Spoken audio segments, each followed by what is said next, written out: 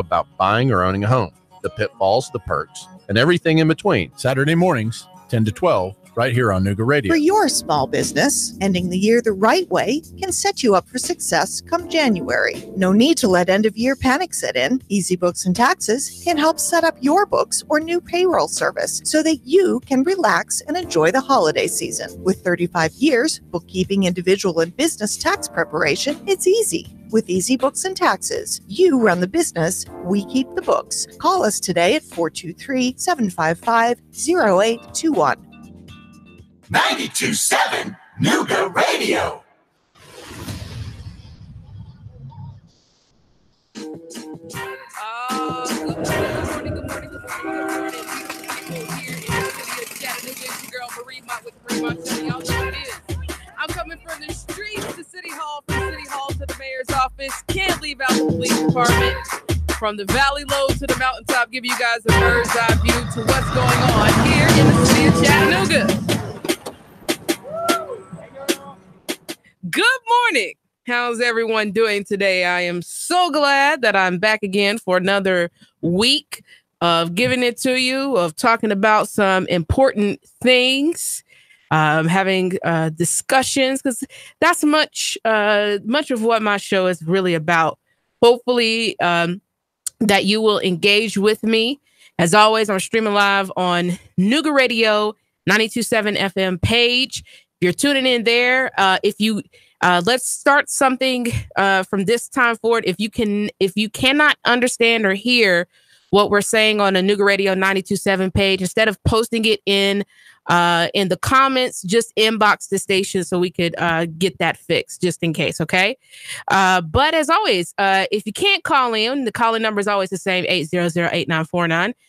You can drop a comment, and I do try to look. Sometimes I have a lot of people tuning in. I do try to look and respond to the comments as I go along. And I am so appreciative of just being back on a beautiful Monday. It's a beautiful day. Nice, cool fall, I guess you could say, depending on what it looks like when I get out of the studio. It might be like 1,000 degrees. You never know with Chattanooga. But today we're going to have a conversation. We're going to have a conversation about double consciousness and understanding the souls of Black folk. And I think this is an imperative conversation to have, because one of the things that I've experienced being on the radio, and prior to being on the radio, social media, there are things that you can post. And because I have a diverse group of individuals that not only I went to school with, but that I know, often I have people who have never been raised, never lived life as an African American, do not understand what segregation looks like, even in my generation. So a lot of people think segregation went away, and that has not happened. They don't understand what being a marginalized group of people feels like, what going through the world, having two souls dwelling within you, an African soul, but an American soul, and trying to reconcile every single day, because African American people do not control media. We do not write the literature in schools and in colleges, most likely. We do not control Hollywood, film, any sort of propaganda on a major scale. A lot of how we internalize racism is this double consciousness of spirit and mind, and trying to figure out legitimately every day that we wake up how difficult it is to walk through a white world. And many times I've experienced this, especially when you talk about the social, the equity, when you talk about the issues of Black people. And you have commentary often from people who have never not only lived in those shoes, but have not even done the work the ministry of trying to understand someone else other than you and people who look like you, have not done the necessary work of what it takes to understand someone outside of your experience and context. And the double consciousness of being an African American person, and I can speak to that because that's what I am. It is also something that is experienced in people often who come to this country and try to start a life in America. Of people who come from Arab countries experience this. Hispanic people experience this double consciousness, the warring of identity on the inside because of systemic racism. And so what is double consciousness? Who kind of came up with this idea of double consciousness? This was something that was started by W.E.B. Du Bois in his landmark literary work, The Souls of Black Folk. If you have not read that, you need to read it. It is one of the best books that really speaks to the difficulty of being an African American individual in these United States of America. W.E.B. Du Bois came up with double consciousness as an attempt to really explain from a social standpoint in a literary work of how difficult it is for African American people to internalize racism, and how often when we go through the world that we have to be two different people. How can I explain this to make it make sense? So there is this thing that we call code switching, meaning that the way that I speak, the language that I have around my family and my friends, who are often, the majority of them are African American. But when I go into work, where often I am outnumbered, right? I'm usually working with people who are Caucasian, who do not understand because they've never lived in my neighborhood. They've never come from my neighborhood. It is possible. It is absolutely possible for white people to go through the entirety of their life and not have to dwell in the context of a majority situation with African Americans. It's more likely. Why? Because even right now in the city of Chattanooga, segregation is something that is real.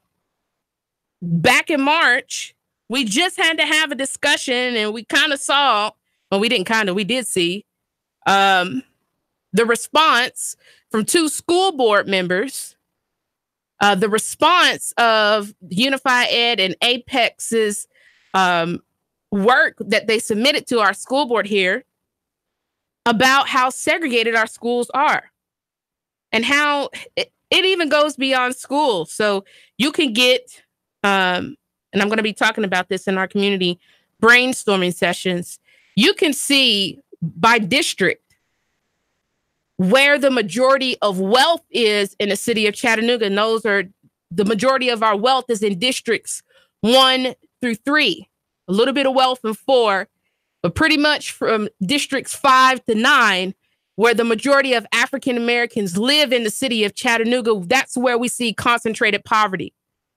That's where we see concentrated miseducation. That's where all of the failing schools are that are majority African American, followed behind by Hispanic children and poor white. In 2018, Chattanooga is more segregated than probably it's ever been, if we really were telling the truth about it. And you don't see this shift of resources, with the exception of gentrification, because you can look at like where I grew up Highland Park, the backside of Highland Park, Churchville, whatever you want to call it, Churchville, Bushtown, where this shift of resources only comes into a community off of the backs of white people. And that's only because you see the shift of the makeup of the neighborhood. So it's possible for someone who is white to spend almost the entirety of your life going to a predominantly white church, a predominantly white school or college, working in a company that is predominantly white. And often these are the same individuals who have so much to say about Black folk, Black people, or anybody else. And the reason I wanted to talk about double consciousness is the reason that this duality of Black people and marginalized people exists is because racism exists. And because we can't be ourselves, we can't truly be ourselves everywhere we go. Because to truly be myself is unacceptable in the eyes of a lot of white people. How do I know? What is the evidence you have, Marie? The evidence I have is when I shared my story of me being arrested in January, and the person who wanted to write about it made a comment about my picture of me being arrested where my afro, I cut my hair this year. I do that quite often. I'll shave it all off because my hair doesn't make me beautiful. I am already that. I had grown my afro for probably like a year and a half. And so it was pretty big. And said, well, I hope, I hope when you become mayor, or hope when you do this or you do that you don't have your hair looking like that. See this? Don't understand. I can't really talk how I want to talk, how I talk to my family, how I talk to my friends. I can't talk like that at work. Well, I can, but I might not be employed long if I'm working in corporate America. I can't really be myself, so I code switch.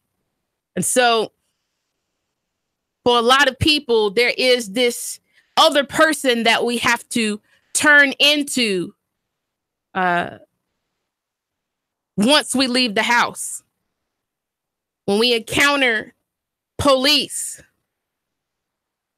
I'm going to have to say, good evening, officer. It is a great day to see you.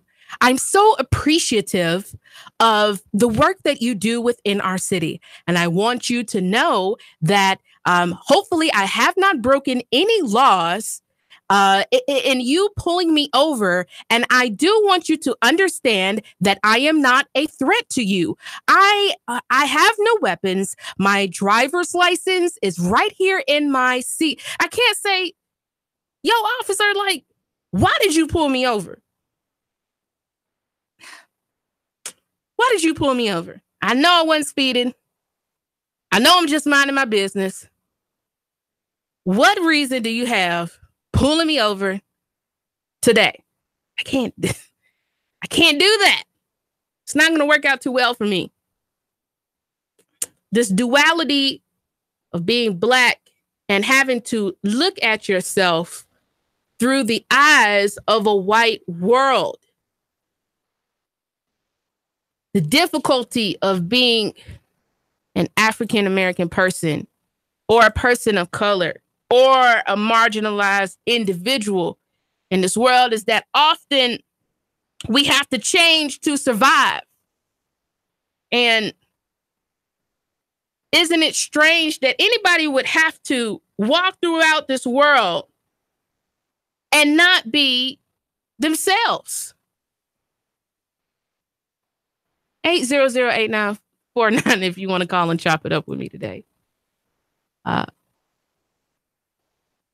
W.E.B. Du Bois talked about this in not only The Souls of Black Folks, but in an article he wrote called The Strivings of the Negro People. And I want to read this. Between me and the other world, there is an unasked question, unasked by some through feelings of delicacy, by others through the difficulty of rightly framing it. All, nevertheless, flutter round it. They approach me in a half-hesitant sort of way, eye me curiously and compassionately, and then, instead of saying directly, how does it feel to be a problem, they say, I know an excellent colored man in my town. Or, do not these Southern outrages make your blood boil? At these, I smile, or am interested, or reduce the boiling to a simmer, as the occasion may require. To the real question, how does it feel to be a problem, I answer seldom a word. The double consciousness of African American people really is, how does it feel to be a problem? How does it feel to be a problem? And often see that displayed in the media every single day. Long for the Italian, how does it feel to be a problem, is to be portrayed as a mobster in every single film about you. For the young African American man in the inner city, how does it feel to be a problem, is the portrayment of how savage you are. And often the reverberation of this feeling by people who've never walked in your shoes, who have a bird's eye view to your life because of social media and the newspaper and the television, but they've never walked Doris Street. They've never walked Fagan Street. They've never gone to the bricks of of Eastlake. They've never, with the exception of maybe doing an occasional ministry work. When we talk about how does it feel to be a problem, and you approach a school board that is almost all white, and you try to compel them that even though the strivings of W.E.B. Du Bois, who spent his 95 years trying to contextualize the experiences of Black people into a tangible work that got passed 1 year after his death, the Civil Rights Act, which states that we would not discriminate against people because of their sex, origin, color, or religion. But still, you find that in 2018, our schools are still segregated. Our churches are still segregated. Our neighborhoods are still segregated. And the reality of how does it feel to be a problem is a life that a lot of us live. And that it's easy to call a young African American man a thug or a gangster or a hood rat or a hoodlum or a punk. But until you have spent the majority of your life in his context or building a relationship with him to understand his context, then what you have is an opinion and not an understanding.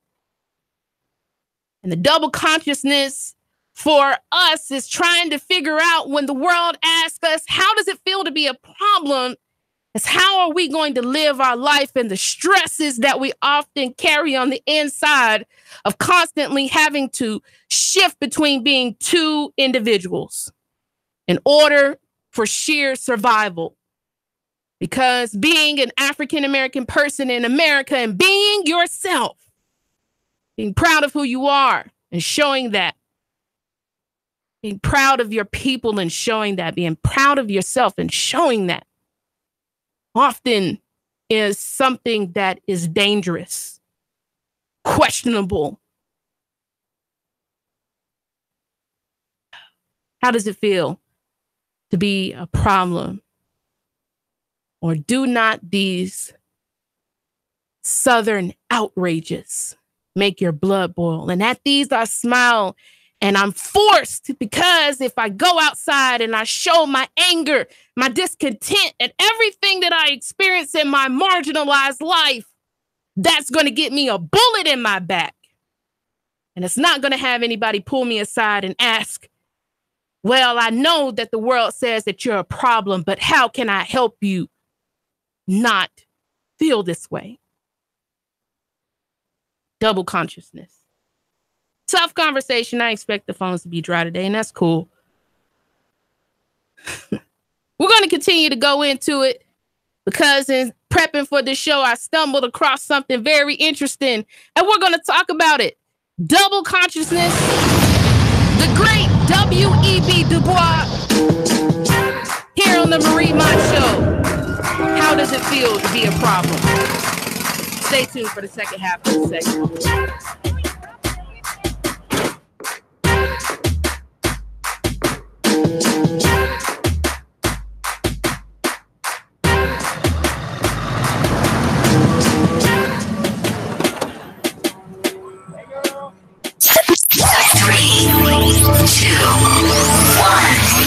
Chattanooga Radio, Digital FM 95.3 HD4, 92.7 FM's news now. Cops say a man was surrounded by 4 people and shot Friday on Bonnie Oaks Drive. The reports say the victim told police 4 people came up to him demanding money and then reportedly stole his car. CPD spokesperson says the victim was shot once and hospitalized. If you have any information about this, give police a call. Early voting starts today in Georgia. Republican Brian Kemp and Democrat Stacey Abrams are vying for the governor's seat. Brian Kemp currently serves as Secretary of State while Miss Abrams is a state representative. Early voting in Tennessee starts on Wednesday. And forestry officials from the Tennessee Department of Agriculture putting out a reminder that it's wildfire season. You'll need to get a permit to burn brush and leaf piles larger than 8 feet by 8 feet in size. Failure to get a permit can land you a fine and even jail time. To find out more, visit burnsafetn.org. Val St. John for Nooga Radio, News Talk 92.7, Action News now. Sean Hannity, weekday afternoons from 3 to 6 p.m. on Nooga Radio 92.7 FM. Nooga Radio 92.7. Cash, cash, cash, and more cash. Get 8.1% return on your money. Rick Davis can turn your cash into real money. Gold and silver bullion. American Eagle Gold. The banks give you a measly 1.9%.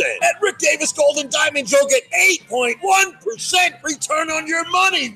8.1% return on your money. Wow! Whether you're buying an ounce or 100 ounces, Rick guarantees it in writing. 8.1% Rick Davis Gold and Diamonds. Brainerd Road, Chattanooga. Even if you like your job, there are some things that can drive you nuts. Like the anonymous coward who steals your lunch from the break room fridge. Or maybe Tyler, the IT guy, who gives you that condescending look when you tell him that your computer is acting up again, as if somehow it's your fault. You put up with these clowns every single day. But what happens when you've had enough? That's the day you decide to retire. At least that's the hope, right? But will you be able to retire? Can you afford to retire? That's why you need to talk to Ron and Christy Adams at One Family Financial. They can't do anything about Cody, that moron who heats up fish in the microwave, but they can strategize with you on how to get the most out of your 401k or pension, how to grow your money without losing your shirt in the market, and how to help make your money last in retirement. Talk to Ron and Christy today about whether you'll be ready to retire when you finally had it with seeing Ethan walk out of the bathroom again without washing his hands. Gross. Call Ron and Christy Adams at One Family Financial, 423-710-2009, 423-710-2009. I'm Bo Watson, and I approve this ad. This is Hamilton County Sheriff Kim Hammond. In today's society, safety for our children, families, and others are critical. State Senator Bo Watson is working hard to make sure that safety for all Tennesseans is paramount to our future. This is why I'm asking for your vote for Bo Watson, a leader in Nashville that is working for us and safety for all. Vote for Bo Watson for Tennessee's future. Paid for by friends of Bo Watson, Boy W. Watson III, Treasurer, votefortennessee.com. Your home is a constant work in progress. Repaint the walls? Yeah, easy enough. Leaky faucet? There's a video for that. But roof repair? You might want some help. That's where Chattanooga Roofing Contractors come in. They have 3 generations of roofing excellence you can count on. Leave the ladder in the garage. Go to chatroofing.com. That's chatroofing.com for Chattanooga Roofing Contractors, a roofing company you can trust.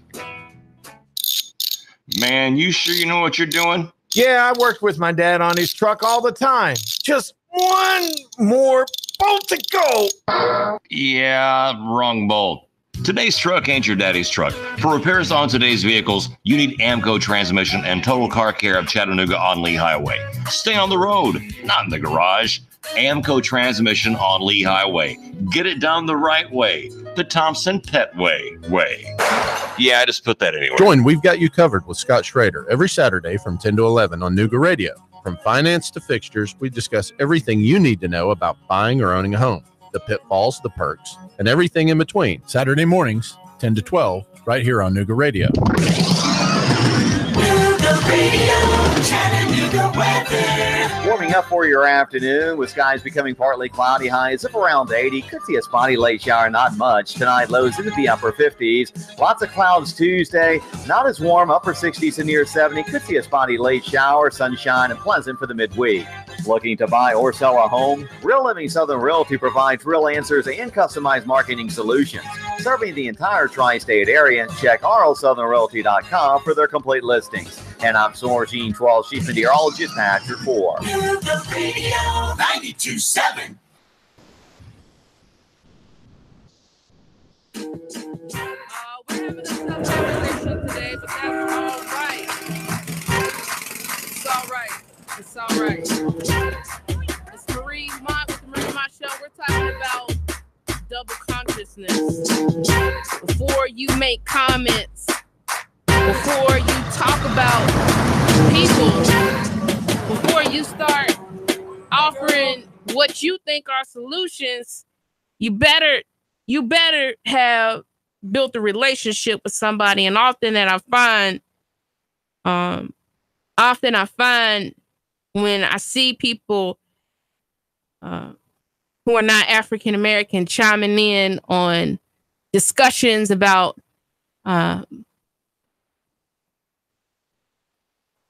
the things that a marginalized group such as mine experiences every single day, not only all across the country, but even here in the city of Chattanooga, is that often the response, the commentary of people is very, very callous or matter of fact. It's one thing to have statistics, because you could pull up statistics about stuff all day long. This is the information age. If you want to get something, understand how to break it down from a statistical standpoint, you can do that. But the problem is that often when people talk about or chime in on conversation, I even see it sometimes on the station's Facebook page. If David Toulis or myself, we post about the relationship of police to the African American community, how difficult that relationship has always been. And I think the problem that people have is that when we talk about issues like miseducation, when we talk about issues like police brutality, when we talk about issues like the school to prison pipeline, when we talk about issues like wage disparity, when we talk about issues like this, when we talk about issues like gentrification, to you, it's a statistic. It's just a conversation. To me, it's my cousin. It's my neighbor. To me, it's one of my church members. To me, it's my niece or my nephew. To me, I can always look within my neighborhood or look within neighborhoods that look like mine and find some example, some personable example of a person who's directly tied to these issues. And so it ceases being just a statistic, and then it becomes affectionate. And I have affections about the issues of a marginalized group such as African Americans because I have people, family, friends, and church members who are often either in these situations or affected by them.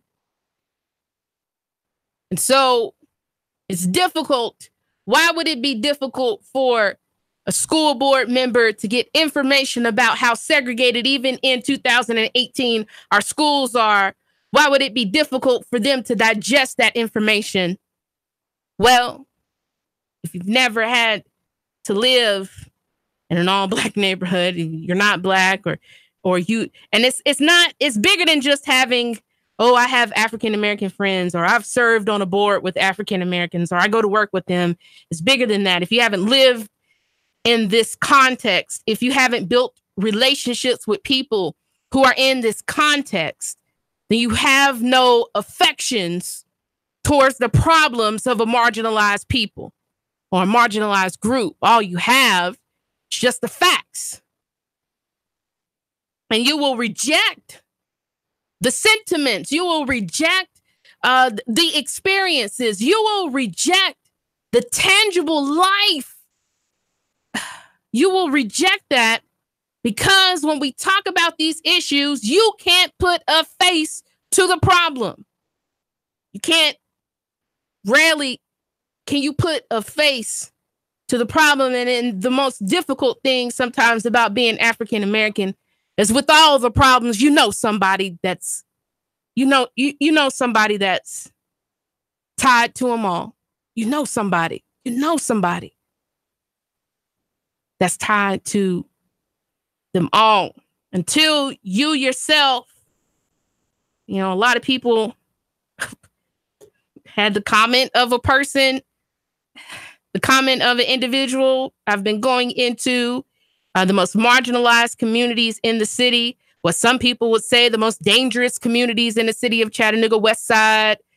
This weekend, I went to the South Side. But before the end of this week, I'll be in East Lake. They said, "Oh my God, Marie, you're by yourself? You were in the South Side by yourself?" Well, yeah, I'm in the South Side by myself.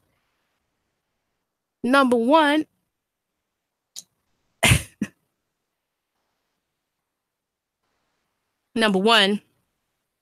I know these areas. I've had family in these areas. I may not have grown up in these areas, but I've spent enough time in these areas by family or friends or people who live in these areas where I'm not worried if I walk through these areas. And as a matter of fact, because I went to the HUD housing first, and then walked down to Doris and Fagan Street, where it was a large congregation of young African-American men. And I approached them with the purposes of handing out my Know Your Rights cards that the community helped me make, which I'm so appreciative of. And I've been handing those out to young people as well as people in marginalized communities to encourage them to understand their rights. And so I approached them. And before I can open up my mouth, one of them came and hugged me. You wouldn't know that. You would just look at a community from a bird's eye view and say, that's why I start with, I'm taking it from the streets. That's why my moniker starts with, I'm taking it from the streets, because if I just gave you a bird's eye view, it's plenty of people who already have bird's eye views to situations, but you got to start from the streets.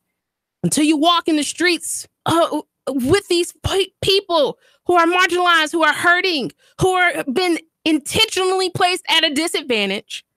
And it's not to excuse some of the behaviors that come out of poverty, but I understand. I understand how a young person can get involved in gangs. Well, there is no father in the home. You just want to be loved by any brother or man that you can look up to. You just want to be loved. These children just want to be loved. I can understand how and it may not always be that mama is not wanting to give them love, but mama's just working so hard.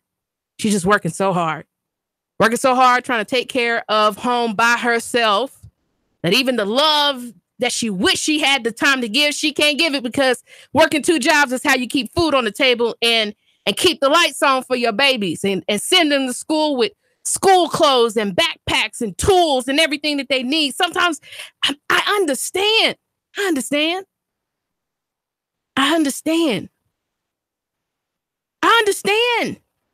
how young people would be introduced to selling drugs. Well, if you go to school, and it's not hard to see. It's not hard to see. It wasn't hard to see this weekend. A young man who's 24 years old, struggling to read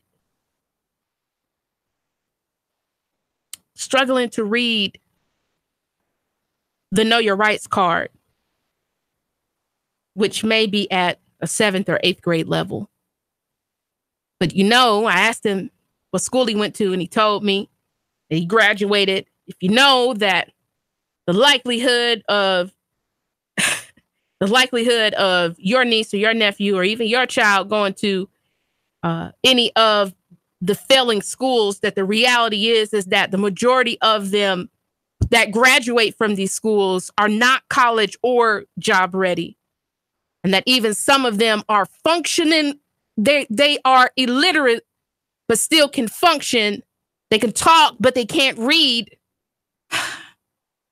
But then you find out that they graduated from high school and they have a diploma, which means that somebody somewhere saw that they couldn't read, but continue to pass them on. You understand that if they can't read, then college, even though it should be an option for them, and even if they wanted to go, it's going to be difficult for them. And when you understand that already coming up, being from these areas makes your options so limited, selling drugs looks like a good thing. And it's not because these young men aren't capable of going to college or capable of getting a job. They just don't have the tools. And rarely do we find, even in the most church city in America, such as Chattanooga, with so many different nonprofit organizations popping up all the time. We have a whole lot of neighborhoods filled with a whole lot of people who won't get to participate in this ideology that our mayor has about the city of Chattanooga and trying to make it a creator. How can you create if you can't read? If you look at Maslow's hierarchy of needs, the foundation of the hierarchy of needs are things like clean water, food, shelter, safety, security, family, community. Self-actualization is at the top. Creativity, morals, potential. You can't get to potential if at first you don't have the safety and security or the basic needs cared for. And so it's impossible when people are barely holding on in communities like mine. It's impossible for the majority of us to get to self-actualization, and not because we don't have the potential or not because we're not good enough, but because this question that W.E. Du Bois dealt with of constantly having to even go out into the world, knowing all of this and having to reduce the boiling blood on the inside to a simmer. Because as much as I said my piece at the city council, and I haven't been back since,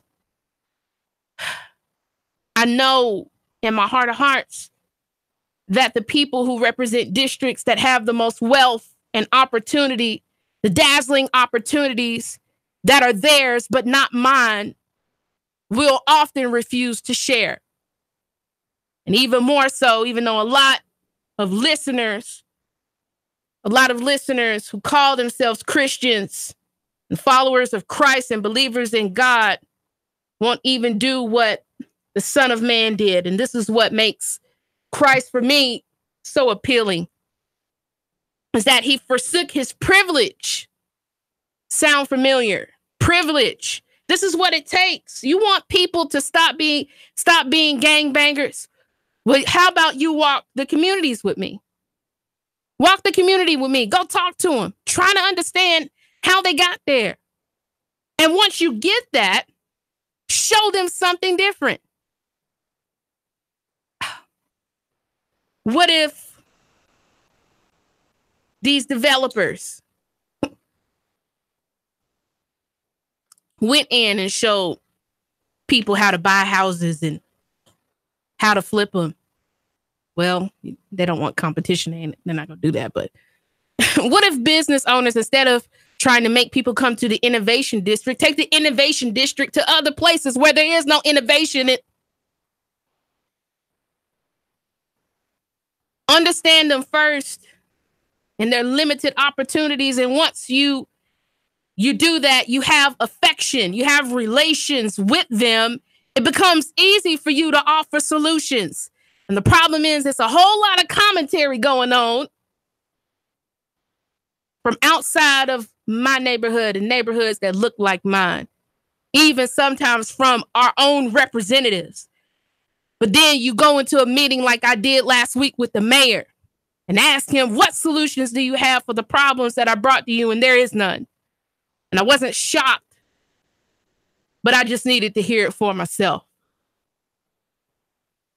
The double consciousness of being an African American person is to know the reality of knowing the information like I stumbled upon this past week. I've had people, the same day I lit up city council with Isaiah Moore, came behind and act like he was offering them a Nobel Peace Prize for a terrible job that they're doing.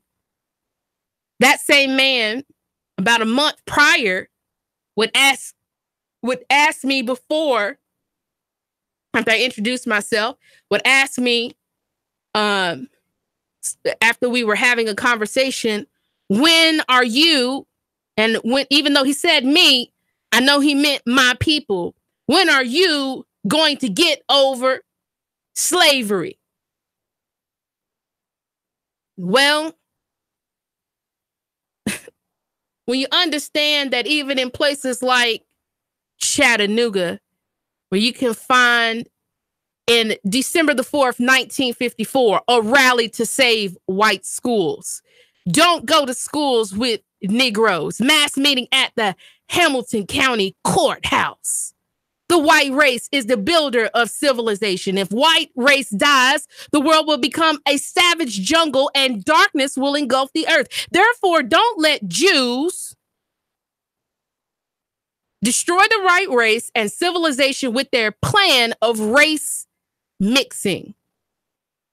Come to our mass meeting. Chattanooga will tell the world that our lovely, innocent white children will never go to school with blacks. December the 4th, not 1854. December the 4th, 1954. Just 10 years before my father would be born. 1954. And when I look in 2018, it's not surprising when we talk about segregated schools, neighborhoods, and such problems. It's not surprising when you see the evidence. Slavery ended in the 1800s. How did we get to 1954 and people still felt like we weren't human enough for their children to go to school with us, and still feel that way? And that our school board is so intimidated by that. In 2018, we had to have someone come all the way from New York City to talk to us about segregation in schools.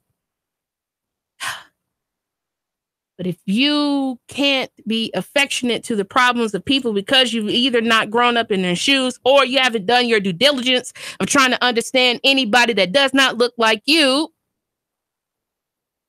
that's how we can continue to have problems with no solutions.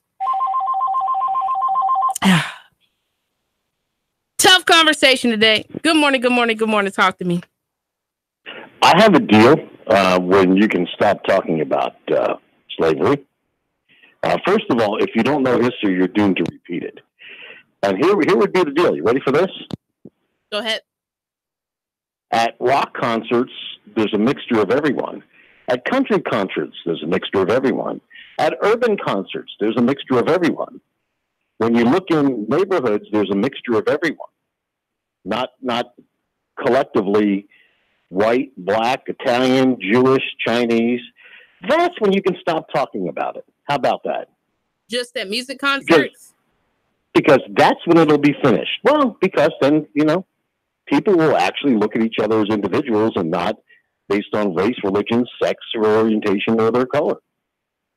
And until that day happens, which may be 200 or 500 years from now, that's when you can stop talking about slavery. So it don't look like it's going to happen no time soon.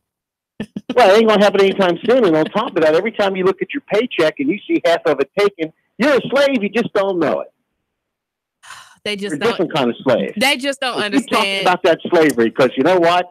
That slavery has continued.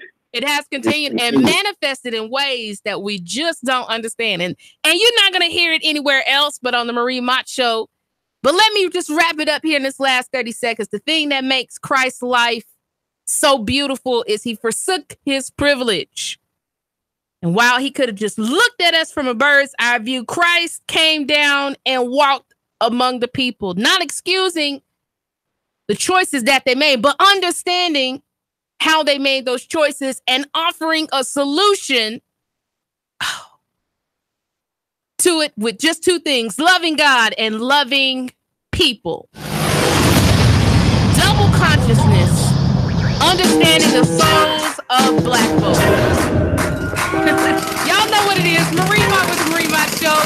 If no one is taking the time today to tell you that they love you, I love you. And guess what? It's absolutely nothing that you can do about it. I'll see you guys back tomorrow for the Marie Mott Show. Love you. 3, 2, 1. Chattanooga Radio. Digital FM 95.3 HD4. 92.7 FM's news now. Cops say a man was surrounded by 4 people and shot Friday on Bonnie Oaks Drive. The reports say the victim told police 4 people came up to him demanding money and then reportedly stole his car. CPD's